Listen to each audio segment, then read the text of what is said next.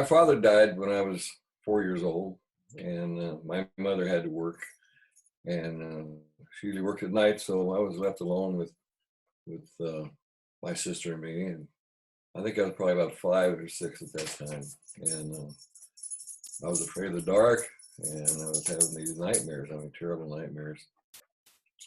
And then one night I had a dream, and Jesus was in the dream, and he had put his arms around me and said, "I will take care of you."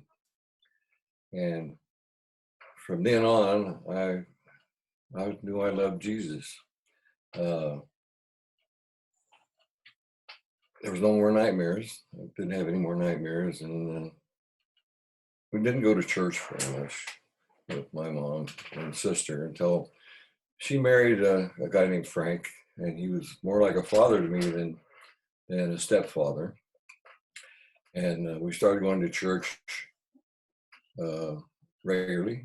And then one day he went to work and got in an accident and died.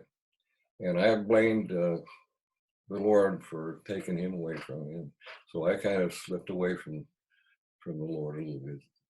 Anyway, I married and moved to California, and we had 3 boys. My wife was not religious, and so we didn't go to church, and the boys didn't go to church. And I did pray to Jesus on occasion, usually when things were going wrong. And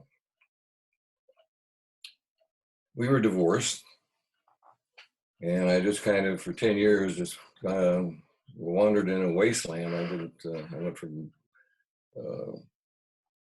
relationships to relationships.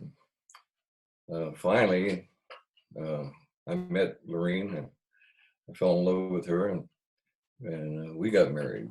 Well, because of my past, we started having some problems. So we separated for a while, and she started going to a church, and we went back together, and I started going to church with her. So through my wife and my pastors and the Word, I was back in the arms of Jesus. And I'm still learning today, but I've got my life is more serene and patient, and I love the Lord, and